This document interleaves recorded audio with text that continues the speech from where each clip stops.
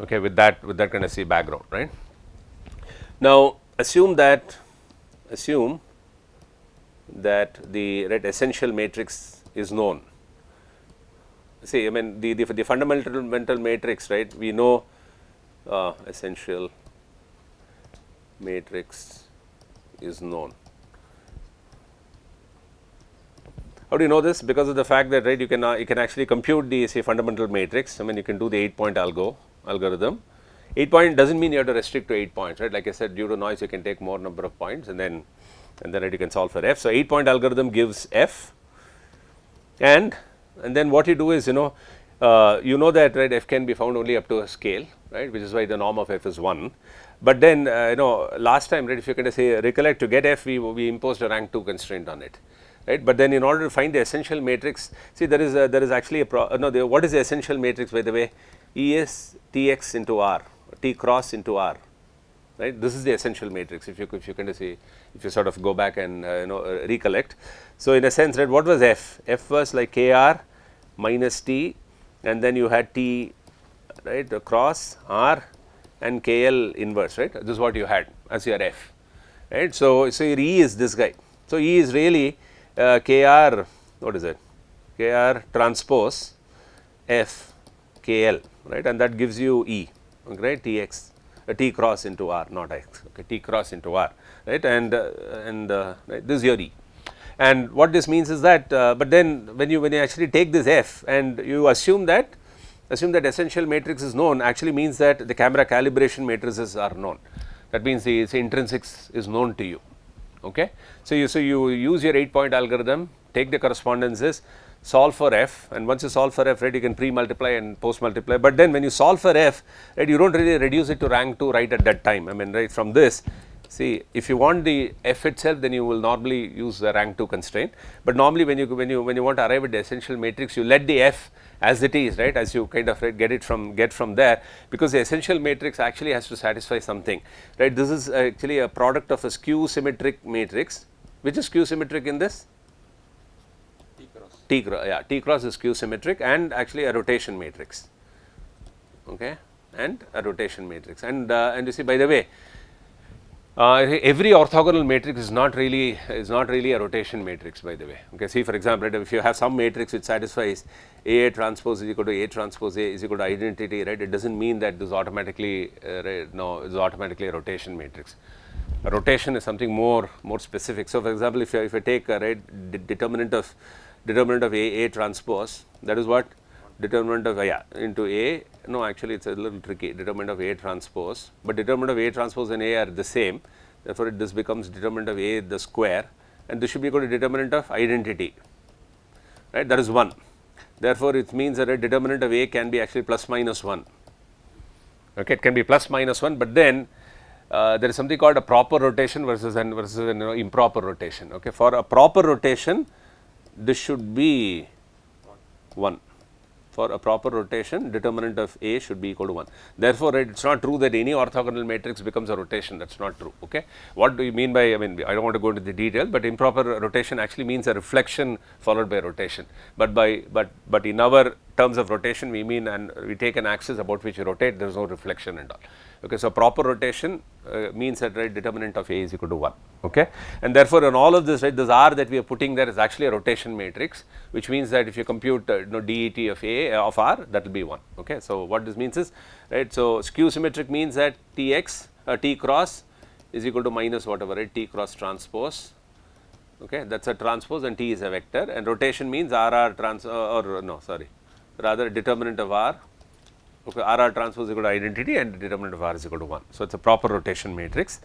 Now what you do is you take this f, right, and as computed through the 8-point algorithm, then you multiply it by Kr transpose and KL, right, and you can show that a skew symmetric, a 3 cross 3 skew symmetric matrix will actually have, okay, skew symmetric matrix has 2 identical singular values, and you know that it is rank 2. 2 identical singular values and a third singular value which is 0. Okay, this you can show. Okay, for example, Tx form you have seen, no, how it looks like. I mean, you can, right, any Tx for that matter, right. If you take which is skew symmetric, it will have singular values that are same. I mean, two singular values that are same, identical, and then third one is 0. As two identical singular values and a third singular value which is 0, and the third singular value which is 0. Okay, and multiplication by a rotation matrix does not change the singular values. Okay, therefore, E has the same property. So, E should ideally have two singular values that are identical, unlike the F, right. F we did not have this constraint, but then E is coming from this Tx into R, and therefore, he has an additional constraint on it, right, which is that the singular value should be identical. Okay, and therefore, what is done is, if you do so if you do a, what do you call it, right, if you do a decomposition, so you know this guy, right. So this is like your E, right, but then this is not exactly E, because if you do this, right, this may still not give you identical singular values. So if you kind of decompose this as U diagonal whatever, right, V transpose, okay, if you do this, let us call this E dash, okay, this is still not E, okay, I will not write this as E, I will still call this as E dash. So where this diagonal, right, typically will have some lambda 1 0 0 0 lambda 2 0 0 0 lambda 3, because we have not reduced F to rank 2. Okay, and then what you do is, it can be shown that the best matrix that actually minimizes the Frobenius norm between E and E dash, there is actually a theoretical proof for this. The best E that approximates E dash is the one that has that you can find as, let us say, U, I will write this as diagonal dash V transpose, where diagonal dash is sigma 0 0 0 sigma 0 0 0 0, and sigma, what do you think it is, lambda 1 plus lambda 2 by 2. Okay, this I am not showing the proof, but there is a proof that the best E, right, that you can the best E that approximates E dash in the Frobenius sense is this guy, right, which with the two identical singular values derived as lambda 1 plus the average of the two eigenvalues of coming from E dash. Okay, which one? Lambda 1, lambda 2. Oh, yeah, they are all ordered. Yeah, they are ordered. Yeah. So it's like lambda 1 is bigger than or equal to lambda 2 is bigger than or equal to lambda 3. This is all ordered. Okay. So lambda 1 greater than or equal to lambda 2 greater than or equal to lambda 3. Okay.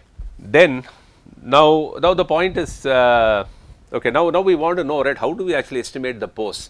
So the point is this, right, what we have with us, what do we have with us? So we have E, but then E is actually a decomposition of Tx and R, right. It's actually a product of Tx and R, but then we seem to have only E with us now, right. We don't have access to T and R directly, correct. So we are kind of looking at a situation where the motion of the camera is unknown, and therefore it is going to bring in some ambiguities in terms of what you can estimate. See, for example, right, if I told you the simplest case that there is no R, but there is a translation, okay, there is a translation, but then if I don't tell you what is the baseline, what will happen? If I don't tell you the baseline, right, I tell you that there is a pure translation, there is no this one rotation. See, till now we had assumed a simpler case where I said that the baseline is given, therefore Z is simply, right, F into baseline upon what? F into B by this one, a disparity, right. That is what stereo is, right. That is how you computed Z. Last class we showed that. But now, right, we are actually involving it, we are kind of making it a little more involved now, and we are now saying that suppose I did not know the actual translation, that means the baseline I do not know, but I know that it is a pure translation. Now that means that there should be some uncertainty now that should come in terms of what you can estimate. Can you now estimate Z by an absolute factor?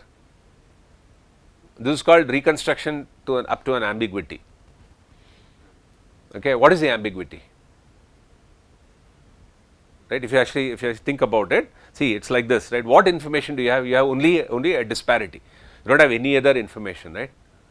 Right. Okay, intrinsics are known, that is all fine. You have used that intrinsics, you have applied it also, you got your E. Okay. Now, if I look at two images, you have a left right pair, and I know that a pixel has moved from here to there. I have a feature correspondence also, right. I have done the search, I know that, right, here is the correspondence. Now, this disparity, if it turns out to be 5 pixels, let us say, right, if it is a disparity of 5 pixels, I want to convert it into Z now. The problem is, I could get this phi in two ways. One could be that the scene is very far away, that means this point, this depth, right, which is which I am kind of triangulating, that could be very far away, but my camera moved a lot. right, because my camera moved a lot, I got 5 pixels. Or it could be that the point is actually very close to my camera and I hardly moved. I just moved a little bit and I still get 5 pixels, right. Both can happen, no, right, because of this fx by z, that is what is at play, right.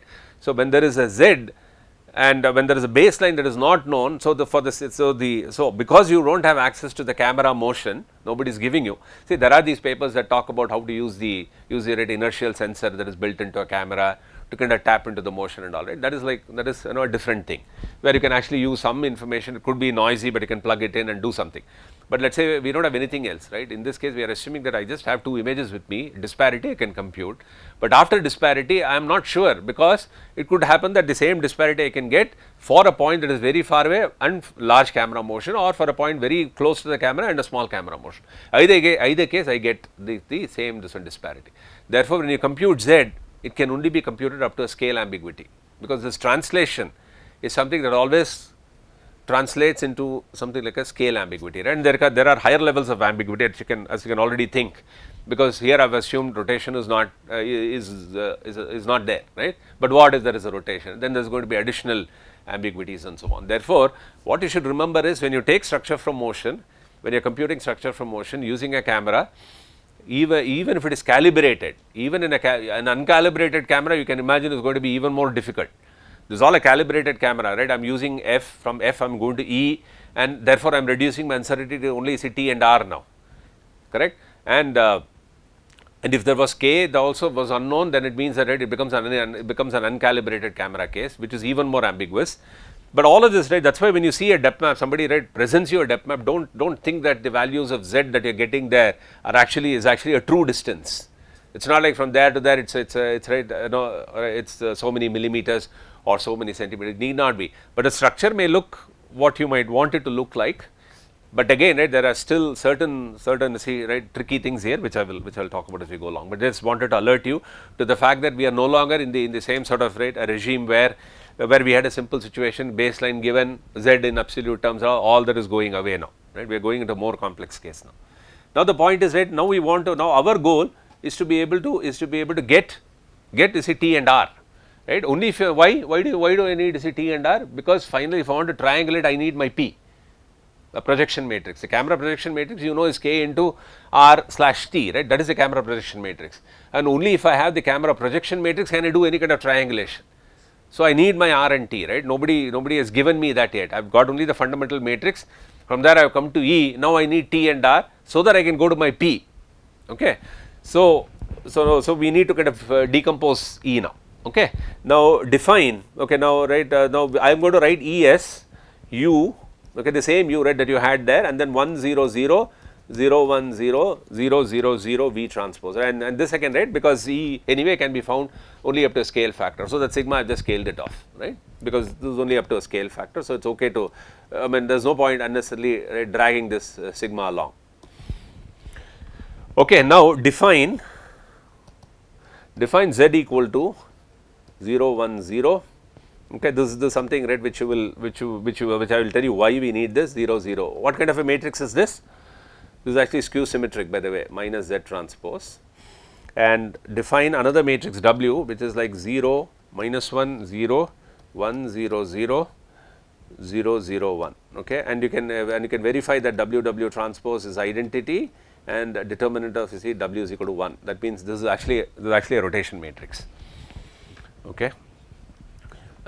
Now, clearly, right, what you can show is, if you multiply Z into W, right, I am not going to show this, very simple, right, you can just multiply the two matrices, you can show that this is 1 0 0 0 1 0 0 0 0, and if I do Z into W transpose, right, we need this for a result that comes later, is equal to minus of 1 0 0 0 1 0 0 0 0. Okay. And why we have this form is because we know that our E is like a product of a skew symmetric and actually a rotation matrix, right. That is the reason why you are also looking at Z and W of a similar form. Okay. Now if we decompose, right, if we decompose E is equal to some S into R, where I mean S is some skew symmetric matrix and R is a rotation matrix, then one can show that there are two kind of choices, two possibilities. Okay. What are those? The possibilities are as follows: E is equal to S1 R1 or S2 R2. Okay, by which what I mean is S1, where S1 is equal to minus U Z, and this U Z and all is all kind of coming from there only, okay, from E. Okay, this is not coming arbitrarily. Z and W are right as we said what they are. U Z W, and R1 is equal to, what is this, U W transpose V transpose. S2 is equal to U Z U transpose. My U and V are looking somewhat similar, but here it is all U Z U transpose, okay, and R2 is equal to U W V transpose. Okay, now you can actually clearly show, right? See, if you do S1 R1, what will you get? You will get minus U Z U transpose, then you get U W transpose V transpose, right? And then U transpose U is identity. You get minus U Z W transpose V transpose. But I told you that Z W transpose has this form minus of that 1 0 0 0 1 0, right? So once you plug that in, then you will get the form of V, which is like U 1 0 0 and then what is it, V transpose, right? And similarly, you can show that S2 R2 will also get a work out to have the form of A, E, right? Not A, of E, which is like U, then that matrix followed by V transpose. What is that matrix? 1 0 0 0 1 0 0 0 0. Okay, so you have kind of two options now. Okay, now and of course, and it's easy to show that, right? S1 is equal to minus S1 transpose. So S1 is again skew symmetric. S2 is equal to minus S2 transpose is also skew symmetric. I mean, all this you can show. Just take the transpose and show that all of those holds, and then, right, determinant of R1 is equal to 1, R1 transpose is identity. All that follows. Okay. Now that and all is not really relevant. Now what we want is, now we want to look at how do I get to my translation now. To find the translation, right, what you can do is the following. See, this S is supposed to be my translational vector, right? Here S into R, S is supposed to be a skew symmetric kind of translational matrix, which is a cross of T, the event translation, right? So to find the translation vector, okay, what can I say? I can say that S, right, S dot T, okay, which is the same as T cross T, right? This should be equal to the 0 vector, right? Because S is, after all, S is supposed to be my translation, and my translation is, let us say, T. Therefore, S should ideally be, let us say, T cross, and T cross T should be 0, right? That is T should be in the, say, null space of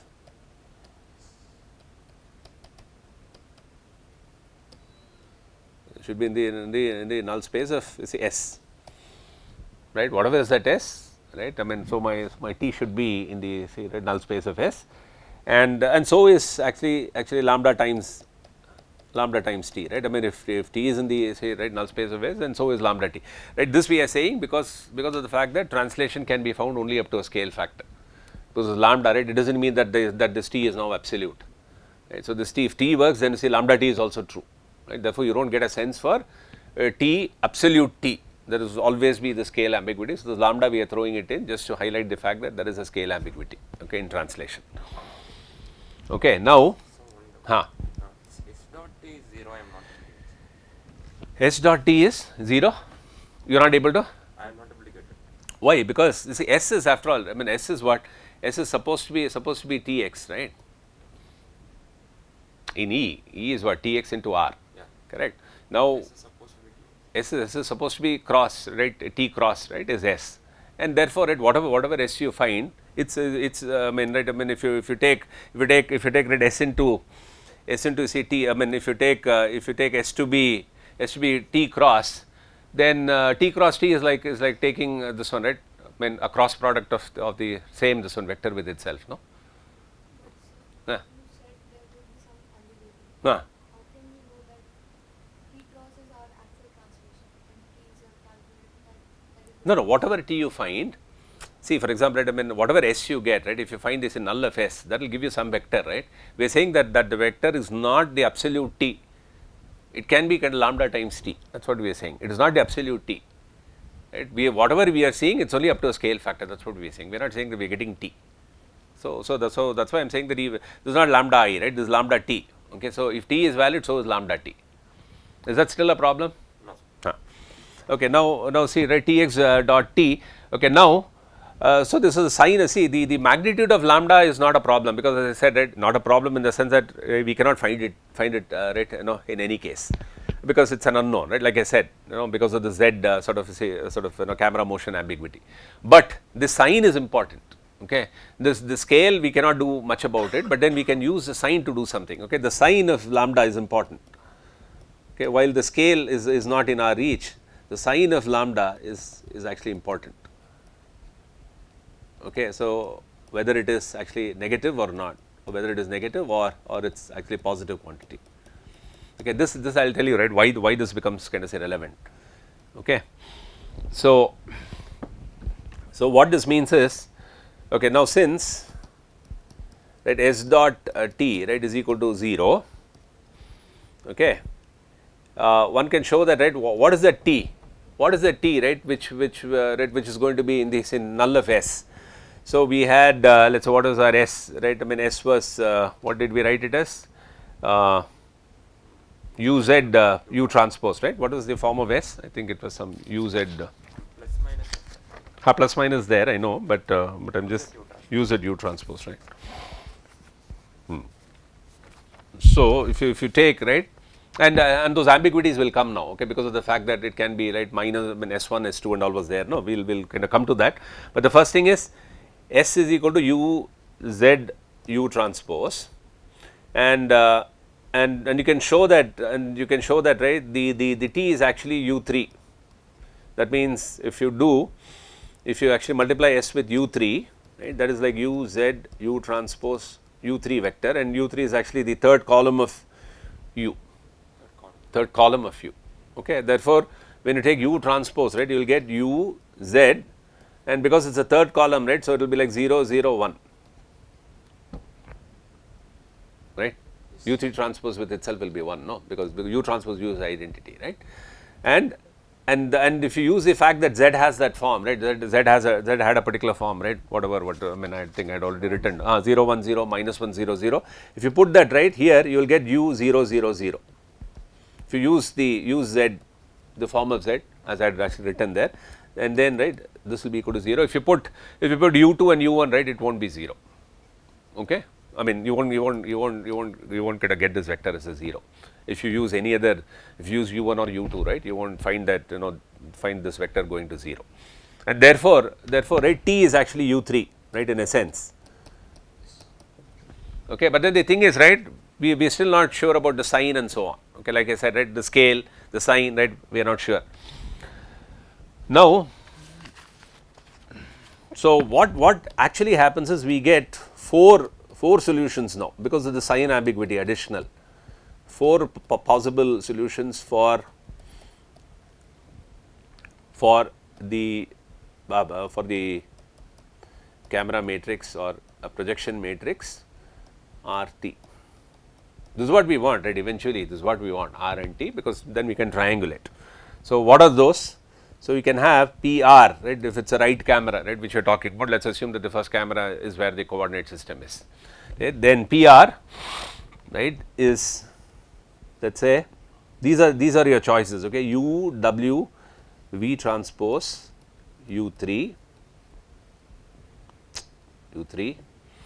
or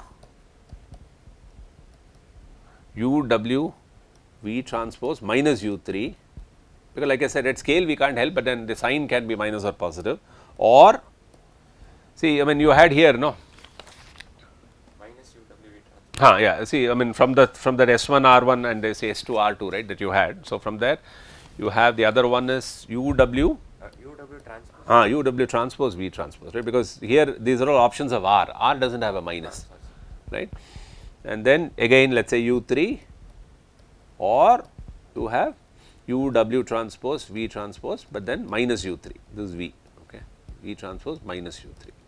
This is clear, correct, because of the sign ambiguity in U3. I mean you can find out u3, but then it's up to a sign ambiguity. Okay, and of course, there is also scale ambiguity. Okay, so right, it could be actually right, any of these 4. Now the point is, right, which one to pick. Now here is where there is a principle called this one, chirality. Okay, I mean, I don't know the exact right origin of this word. One should check. I think so. What this means is chirality. What this means is right. Do you know that a particular scene point is in front of the camera or to the back of the camera? See, when you solve for this, no, what will happen? You will see. So suppose you use all 4, right? Suppose I use the first option and then I do a triangulation. Right? I still have not shown you how to actually do the triangulation, but then assume that you can do the triangulation, right? And you kind of find your x tilde, the capital x tilde, right? Which is what you are interested in. See, so what I mean is, if you go back to your equation, which is like x tilde dash is equal to what is this, PR into x tilde, right? Now I am saying that if you use your PR and somehow if you are able to triangulate, we haven't shown how to do that from here, of course we cannot do, but there is a way to actually do it. So if you can do triangulation, then you will get an x tilde, right? Now that z sitting at that x tilde can be a positive, or actually it can have this one, a negative value, that depth, right? Now if it is a negative value, it means that the scene point is actually to the back of the camera, which cannot happen, right? I mean, you cannot image a point which is to the back of the camera. So what this means is that if you have a camera facing that way, right, this is the image plane, this is the camera center, and if you have a point seen from here, then is this point in the front of the camera or to the back of the camera? Front of the camera, right? But then I can have a point like this, okay, like this, something like, okay, now let me draw by actually a different color, right, and right, this goes and hits it here, right. Now here also I get an image point, but then it's to the back of the camera, right. That is what you mean by z being actually a negative value. That means the scene point is coming behind the camera, and that does not make sense, right. So what happens is, out of these 4 solutions, there is only one solution for which you will get that for both the cameras, right, not just one, because you have a pair. For both cameras, the point will come in the front. It should be positive. That should be positive for both the cameras. Otherwise, you can always get an option where for one camera it turns out to be positive, but for the other camera it is negative, or it is negative for both the cameras, right. So basically 3 of those options get ruled out, and using the chirality principle, you can kind of right, pin it down to one unique solution. That unique solution for which z is positive, right. So to arrive at a unique solution, for,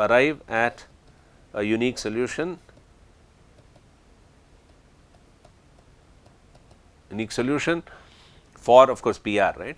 For PR, compute the 3D points using by say triangulation, which I will show next. By triangulation for each of the 4 choices. Each of the 4 choices of PR, and select the one